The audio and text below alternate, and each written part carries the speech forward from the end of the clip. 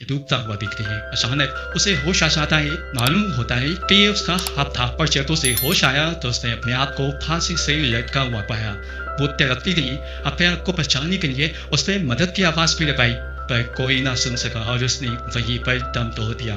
साफ साफ था कि टेंट्री इन्हीं लड़की खुद मैना नहीं चाहती थी बल्कि उसे मारा गया था। है सीन का ऊपर हमें कुछ दिन पहले टेंट्री को ही दिखाया जाता है जो कि एक डॉक्टर है और हाइड्रोथेरेपी से वो एक बच्चे को जन्म दे रही है। टेंट्री जब उस बच्चे की हार्ट बीट चेक करती है तो अचानक से अपसेट हो जाती है। कुछ देर बाद उसके पास नर्स पैदा होकर प्यार से उससे पूछती है क्या हुआ टेंट्री का ये शांत थी। वो उसका ये पूछना था कि टेंट्री उसकी गोद में सर रखकर रो पड़ी लेकिन उसने एडा को कुछ नहीं बताया। अगले दिन एडा एक औरत को हाइड्रोथेरेपी रूम तक लेकर आई और अचानक जोर से चीख मारी कि जैसे उसने कोई भूत देख लिया हो लेकिन अंदर बस एक कॉकरोच था। फिर वो इस औरत से कहती है आप यहीं पर वेट करें जरा मैं डॉक्टर को बुला कर लाती हूँ। अभी वो पीछे मुड़ी थी कि औरत जोर से चिल्लाई और इस मरतबा देखने पर वहाँ कोई कॉकरोच नहीं बल्कि टेंट्री की फांसी से लटकी लाश थी। सीन से कट हो जाता है और अगले सीन में हमें पीका और इरन नामी दो लड़कियों को दिखाया जाता है जो एक नए बने हुए हॉस्पिटल में आती है और बताती हैं कि वो नर्सिंग स्कूल से आई हैं और यहाँ पे इंटर्नशिप करना चाहती हैं। कुछ देर बाद यहाँ पे एक ऑफिसर आता है और इन दोनों से कहता है कि यहाँ पे लड़कियों के लिए कोई इंटर्नशिप नहीं है। आप लोग यहाँ पे आए हैं तो एक बात रुक जाएं लेकिन कल सुबह को आप चले जाइएगा और डॉक्टर से मैं खुद बात कर लूंगा। यहाँ पे सिर्फ लड़के ही इंटर्नशिप कर सकते हैं। इतनी देर में यहाँ पे एहता भी आती है जो नहीं हॉस्पिटल का विजिट करवाने लगती है। बीटा परेशान थी कि क्या ये सच में यहाँ पर इंटर्नशिप नहीं मिलेगी। वो यहाँ पर किसी की रेफरेंस से आई थी। फिर हम बीटा से कहती है कि तुम उससे बात करो। अब बात करने पर वो आदमी में तसल्ली देता है कि कुछ नहीं होगा आप लोगों को यहाँ पे इंटर्नशिप मिल जाएगी। मैं खुद यहाँ के ऑनर से बात करता हूँ। इतना जब बात करके रूम में वापस आई तो उसने देखा कि हम किसी से बात कर रही थी कुछ टैबलेट्स के बारे में जो उसने फार्मेसी से लेकर ली थी और वो परेशान भी लग रही थी। पीका के आने पर इरम घबरा जाती है और वहाँ से जाने लगती है। तब पीछे से पीका उसे रोककर बताते हैं कि तुम्हारी स्कर्ट पर ब्लड लगा है। इरम एकदम से थोड़ा ओवर घबरा गई और फौरन वॉशरूम की तरफ भागती है। कॉरिडोर से कुछ हटते हुए उसे कुछ अजीब महसूस होता है कि जैसे कोई उसका पीछा कर रहा हो और सच में हम एक डिमोनिक हाथ को उसकी तरफ बढ़ता हुआ भी देखते हैं। जैसे ही इरम को फील हुआ कि उसे किसी ने टच किया है तो उसने पीछे मुड़कर देखा वहाँ कोई भी नहीं था। उसने इस चीज को इग्नोर किया और सामने वाला रूम खोला। ये टॉयलेट नहीं था ये हाइड्रोथेरेपी रूम था। उसे पैर चेंज करना था तो उसने इस रूम को यूज करने का फैसला किया लेकिन एकदम से वहीं पर एक नल खुल गया जिसके अंदर से खून निकल रहा था। इरम घबराते हुए उस नल को बंद कर दिया कि पीछे से दूसरा नल खुल जाता है। दूसरे नल का पानी साफ था जिसको इरम इस्तेमाल करने दी और कभी उसे किसी की कदमों के चलने की आवाज से आई। उसे ऐसा फील था कि जैसे पुलिस के पीछे तक खड़ा हो गया हो। उसने गर्दन उतारा तो यहाँ भी कोई नहीं था। इरम डर गई थी। वो यहाँ से जैसे ही बाहर निकल रही थी तो उसे कोई का फील हुआ कि जैसे कोई उसे अपनी तरफ खींच रहा है। उस टाइम हमें उसके पीछे काले हाथों का साया भी दिखाई दिया जो उसके पीछे मुड़ गई ये गायब हो गया। तभी उसे आगे से किसी ने आवाज दी। डरकर उसने देखा तो यहाँ पे वो एदा थी जो उससे पूछती है कि तुम यहाँ पे क्या कर रही हो। फिर हमने बताया कि मैं वॉशरूम ढूंढते हुए यहाँ आ गई थी। खैर सुबह होती है और हमें दिखाया जाता है कि पीका ने जो साथ में से रेफरेंस दिलवाया था उस आदमी ने यहाँ की मैनेजमेंट की नई टीचर से बात कर ली थी। टीटो इन दोनों से कहता है कि यह हॉस्पिटल 5 साल बाद खुला है। यहाँ पे रेनोवेशन और भी बहुत से काम है इसलिए मैं आप लोगों को यहाँ पर इंटर्नशिप करनी थी। इजाजत भी लेता हूँ आज नहीं अपने हॉस्पिटल की कंपेन के लिए बाहर जाना था। ये जो डॉक्टर है उसके साथ सारे ये हॉस्पिटल का स्टाफ बाहर जाता है और बाहर एक कैंप भी नजर है जिस कैंप में कोई भी शहर का आदमी नहीं आता और ना ही कोई भी उस हॉस्पिटल में जाने को तैयार था। किसी सुसाइड केस की वजह से टीका जब ये सुनती है तो एकदम से हैरान हो जाती है। जो इसके बारे में कहता है कि वो सुसाइड केस आज से सालों पहले हुआ था। मुझे नहीं लगता कि अब उसे डिस्कस करना कोई अक्लमंदी की बात है। टीटोरिंदर से कहता है कि तुम इन लड़कियों को लेकर हॉस्पिटल वापस चले जाओ। मुझे यहाँ कैंप पर ही थोड़ा काम करना है। सब बात जाती है सिवाय इरम के जैसे कहीं और जाना था। वो असल में एक होटल को मैं अपने फ्रेंड से मिलने गई आई थी जो शैम्पेन से जबरदस्ती करने की कोशिश कर रहा था। इरम मुझसे कहती है कि ये सब पहले भी मेरी मर्जी से नहीं हुआ।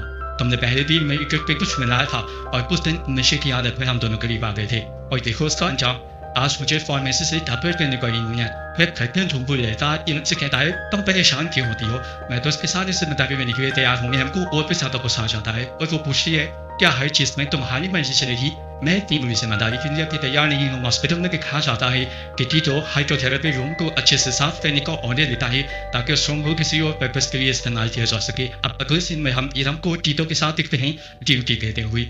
डिप्रेशन से फ्री होने के बाद जीतो इरम से कहता है कि अभी हमारी ड्यूटी टाइम में खत्म होने में 30 मिनट्स हैं, कोई भी पेशेंट आए तो मुझे तक बुला लेना। उसके यहाँ से जाते ही पीका उसके रूम के अंदर शामते गए और उससे पूछते गए कैसा था आज का दिन। इरम बताती है अच्छा रहा, टीचो विंको से जरा चेंज है। अभी वो बात ही कर रहे थे कि कोई अजीब सी व्यक्ति डिनाइन की तरफ मुंह की कमरे के अंदर आ गई और जाकर चेयर पर बैठ गई। इरम ने कहा आप कौन है? अभी तो कोई अपॉइंटमेंट के बुक में ही थी। गुलर्जी कहती है मेरी अपॉइंटमेंट यहाँ पर बुक है। उस वेट पर अजीब तरीके से कहा था कि पीका और इरम दोनों रह गए थे। पीका ये कहते हुए यहाँ से चली जाती है कि मैं काउंटर पर उसकी कंप्लेन करके आती हूँ और पीछे से इरम सोनत के पास एक गेरी रह जाती है। बड़े ही खौफनाक आवाज में फिर ये लड़की इरम की तरफ मुँह करती है। इरम डर गई। इरम ने उससे नाम पूछा तो उसने बताया टेंट्री, जो वही टेंट्री थी जिसे हमने मूवी के स्टार्ट में सुसाइड करते हुए भी देख लिया है। टेंट्री इरम को देखकर कॉन्टिन्यूस स्माइल किए जा रही थी और कुछ भी नहीं। डरते हुए इरम शख्स की तरफ आकर उससे मुंह मोड़ पहनती है, लेकिन टेंट्री फिर भी उसे घूरती रहती है और इस दौरान उसके मुंह से पानी टपक रहा होता है। ये देखकर इरम डरते हुए ही सही लेकिन टेंट्री के पास आती है और उसके मुस्कुराते हुए चेहरे को साफ करने की कोशिश करती है। जिस टाइम इरम ऐसा कर रही थी टेंट्री उसके पेट पर हाथ रख देती है। इरम और के साथ रह गई। इरम ने अपने आप पर काबू रखने की कोशिश की लेकिन एकदम से ही टेंट्री ने उसे डरा दिया और फौरन ही यहाँ की लाइट स्विच चली थी। इरम की घबराहट तो आप सातवें आसमान पर छू चुकी थी। उसे कांपते हुए हाथों से अपना मोबाइल ढूंढा, लाइट ऑन की और शॉक रह गई क्योंकि टेंट्री अब बाहर नहीं थी। लेकिन जैसे ही वो दरवाजे से बाहर जाने लगी तो उसके मुंह पर दरवाजा बंद हो गया और जब खिड़की की तरफ मुड़ी तो खिड़की भी बंद हो गई। पीछे से कुछ टूटने की आवाज आई। इरम घबराते हुए पीछे मुड़ी तो उसने देखा कि टेंट्री वहीं पर थी और दीवार पर अपना सर मार दी थी। इरम की देखते ही वो तेजी से इरम की तरफ बढ़ गई और इरम डरकर नीचे बैठ गई और टेंट्री भी सेकंड वहां से गायब भी हो गई। जैसे ही इरम को ये यकीन हुआ कि टेंट्री उसके पास से दूर आ चुकी है तो इरम ने उठने की कोशिश की लेकिन अब उसे बहुत ही भारी भारी फील हो रहा था। खाया जो उसके कंधों पर टेंट्री बैठी हुई थी जिसने उसके मुंह पर हमला भी कर दिया और उसे नीचे भी गिरा दिया। जब वो दर्द से चिल्लाई रही थी उसी टाइम पर यहाँ पर टीटो आया और उसे होश में निकल आया। खैर सीन कट हुआ और हमें उसे सुपर को दिखाया गया जिसने पहले इरम से बदतमीजी की थी। इस टाइम एम्बुलेंस चलाते हुए वो एक ट्रक को ओवरटेक करने की कोशिश करता है और जैसे ही ऐसा करता है तो उसे सामने टेंट्री खड़ी नजर आती है। वो डर जाता है और एकदम से अपनी गाड़ी पीछे ले लेता है लेकिन उसे ट्रक को भी ओवरटेक करना था और जैसे ही उसने ट्रक को ओवरटेक किया तो तभी उसके सामने एक बस आ गई।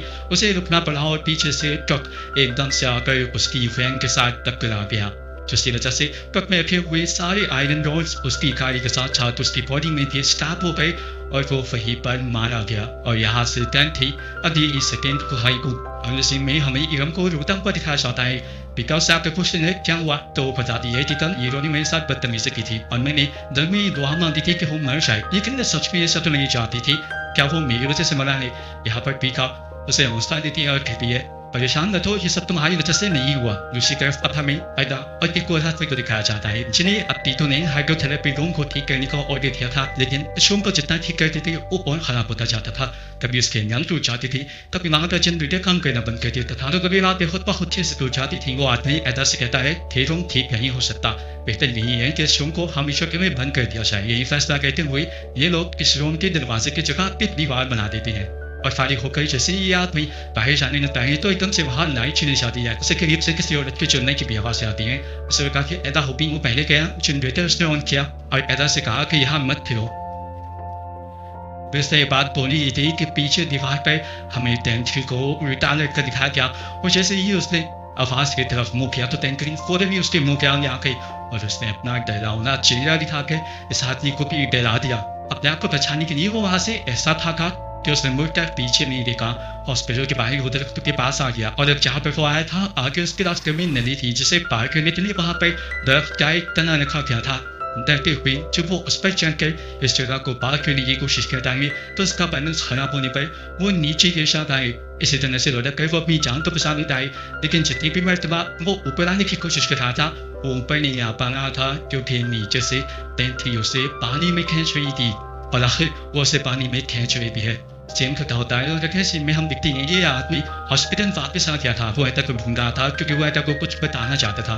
वो ऐदा को देख भी लेता है और जब उसे पुकारता है तो ऐदा मलेरियस की आवाज़ सुने वहाँ से चली जाती है और जब वो उसका पीछा कहता है तब रूम में उसे ऐदा नजर नहीं आती।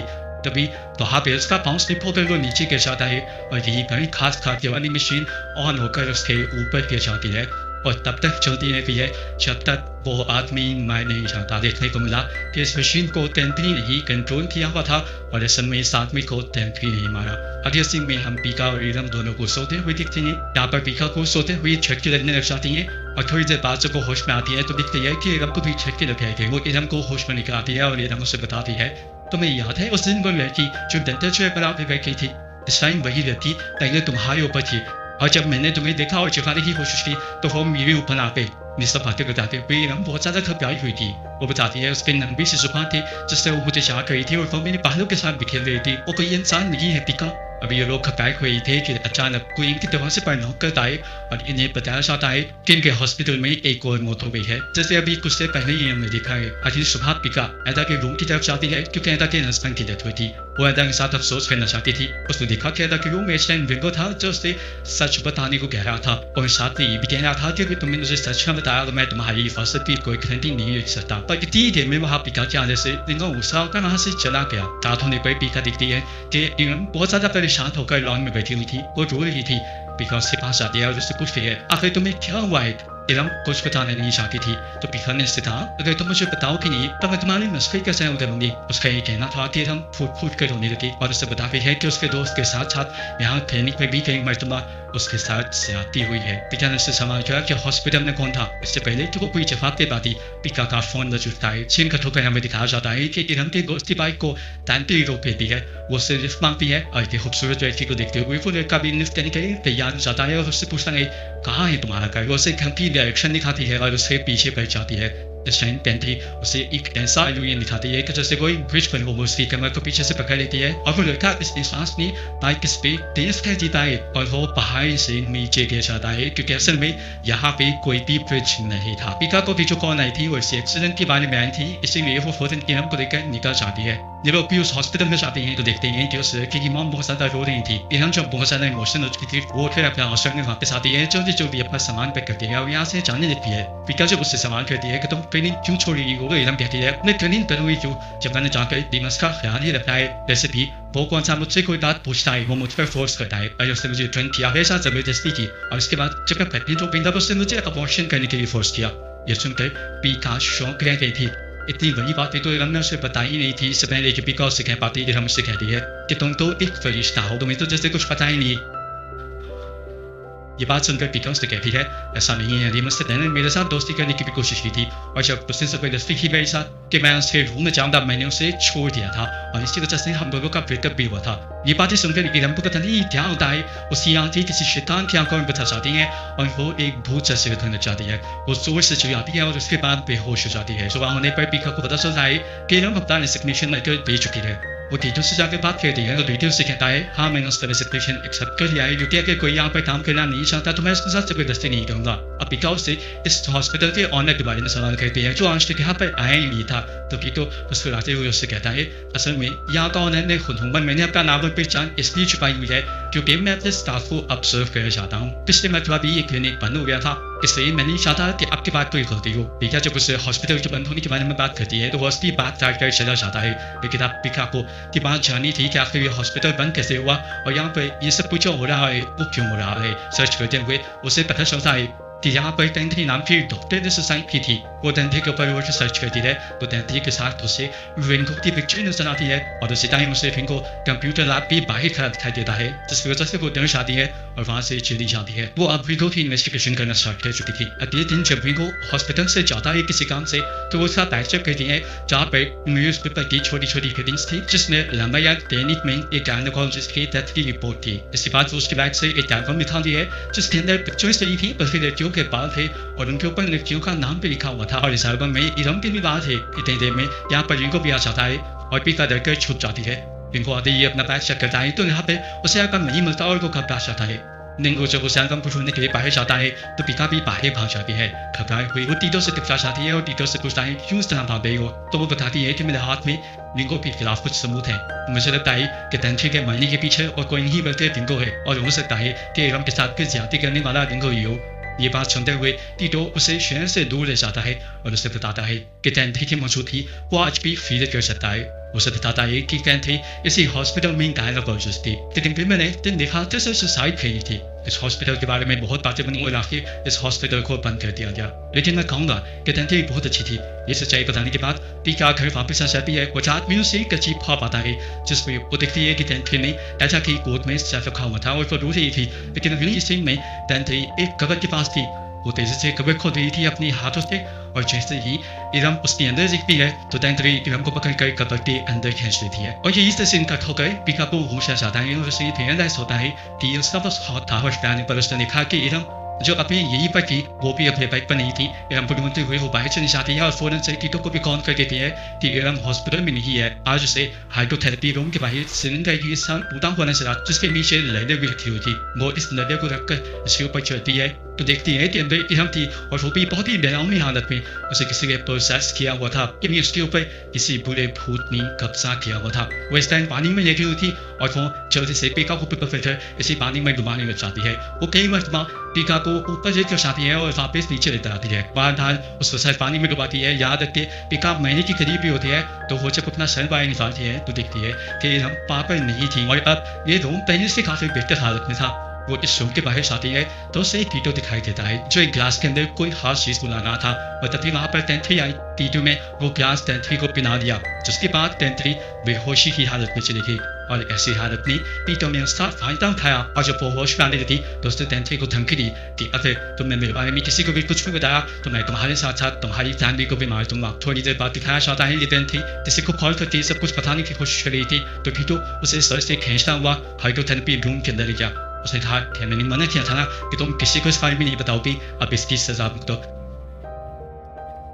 कहते हुए वो उसे बालों से पकड़कर बार बार हाइड्रोथेरेपी के अंदर मुंह देता है, यहाँ तक कि टेंथी मर जाती है। और जब वो मर जाती है तो टीटो यहाँ पर उन दोनों सुपर्स को बुलाता है जिनकी पहले ही इसी मूवी में डेथ हो चुकी है, और उनकी मदद से वो टेंथी को फांसी पर लटका देता है इस तरह से कि सबको लगे कि ये सुसाइड है। फांसी पर लटकाने के बावजूद भी टेंथी असल में मरी नहीं थी, उसके जिस्म में जान थी। और जब उसे होश आया तो उसने अपने आप को फांसी से उतारने की बहुत कोशिश की और यहाँ पर ऐसा भी आ गई जो उसकी मदद करना चाहती थी, लेकिन टीटो ने उसे रोक दिया और बाद में टेंथी को मारने के लिए उसका गला तक काट दिया। ये सारे दिन खत्म होने के बाद टीका अपने आप को दोबारा पानी के अंदर पाती है और दिखती है कि इरम भी पानी के अंदर थी। इतने में असली टीटो भी यहाँ जाता है और उनसे पूछता है क्या सब ठीक है। टीका कहते हैं हाँ सब कुछ ठीक है और इरम का ख्याल भी मैं खुद ही रख लूंगी। ये कहकर वो इरम को अपने कंधे पर डालते हुए यहाँ से ले जाने लगती है और इरम से पूछती है कि तुम वहाँ क्या करने गई थी। इरम बताते हैं कि मैं वहाँ पर अपना खुद अबॉर्शन करने गई थी। और यहाँ पर एक और रीजन से हमें पता चलता है कि इरम के साथ भी किसी और ने नहीं बल्कि टीटो ने ही ज्यादती की थी। और ये इरम को आते ही इरम एक और मरतबा बेहोश हो जाती है और इतने में उसके पीछे टीटो आ जाता है और उसे पीछे से पकड़ लेता है और कहता है कि अगर तुमने भी किसी को इस बारे में बताया तो मैं तुम्हें भी मार डालूंगा।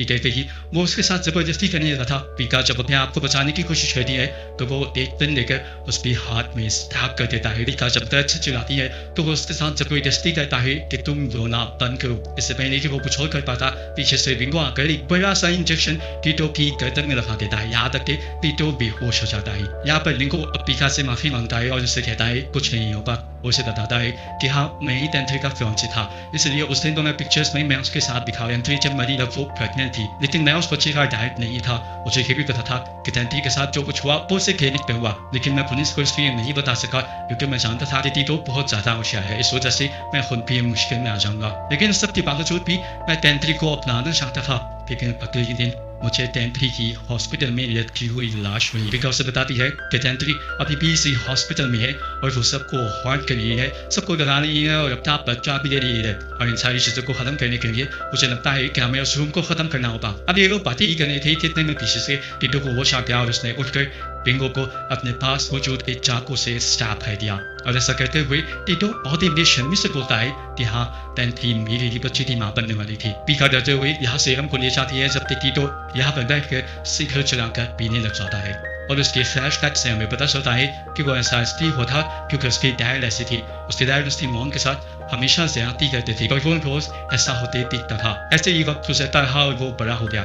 एक दिन उसने इन सारी चीजों को खत्म करने का सोचा और अपने डैड को उसने जूस में जहर मिलाकर मार दिया। इन्हीं ख्यालों में वो अब बोलता है कि वक्त आ गया है कि मैं अपने डैड की तरह तुम सबको मार दूं। ये कहकर वो तिरम और पीका को ढूंढ कर उनके पास आ जाता है। यहाँ पे जब वो तिरम कोई पीका को मारने वाला था, पीछे से हमें देखने को मिला कि निंगो अभी भी जिंदा था। वो जिस तरह अपने आप को पट्टी बांधते हुए हाइड्रोथेरेपी रूम को तबाह करने की कोशिश करता है।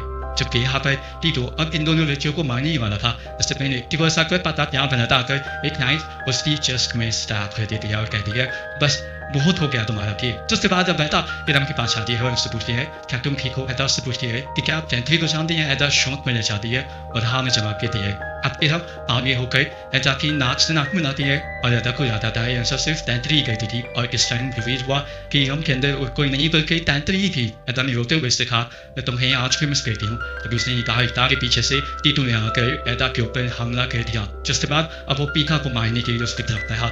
लेकिन वो नहीं जानता था कि इरम की बॉडी में टेंथरी अब उसे खत्म करने के लिए आ चुकी है। वो पीछे से उसके ऊपर हमला करती है और जब वो नीचे गिर जाता है तो वो उसके ऊपर चढ़ कर बैठ जाती है। वो उसकी आंखों पर हमला देती है, एक आंख भी निकाल देती है और इससे पहले कि वो उसकी दूसरी आंख के ऊपर हमला देती है वो भी निकाल देती। विकास से कहती है बस बहुत हो गया, तुम ये सब जो कर रही हो ये बंद कर दो, तुम्हारा बदलाव पूरा हो गया है, तुम्हारी रूह को भी सुकून चाहिए, हम उस हाइड्रोथेरेपी रूम को खत्म कर रहे हैं, उसके बाद तुम्हारी रूह को सुकून आ जाना चाहिए। ये बातें सुनते ही टेंथरी इरम की बॉडी को छोड़कर यहाँ से चली जाती है और पीका इरम को लेकर यहाँ से चली जाती है। सीन कट होकर कुछ ऐसे बात का सीन हमें दिखाया जाता है जहाँ पे टीटू जेल में था, जहाँ उसके पास उसकी एक्स वाइफ मिलने के लिए आई और उसने बताया कि असल में मैंने हॉस्पिटल में टेंथरी की सोल को देख लिया था, मैं उस दिन भी तुम्हें फोन करके गई थी लेकिन तुम मेरी बात नहीं सुन पाए। वो उसकी बातों से कौन सा हैरान होता है और तब हमें रिवील होता है कि असल में टेंथरी अभी भी उसकी एक्स वाइफ की बॉडी में थी और उसे प्रोसेस किए हुए थे, यानी टेंथरी का बच्चा भी पूरा नहीं हुआ था, टीटू मरा नहीं था और वो बच्चा लिए बगैर इस दुनिया से जाने वाली नहीं थी। और बस यही सब दिखाते हुए कि वो यहाँ खत्म हो जाती है।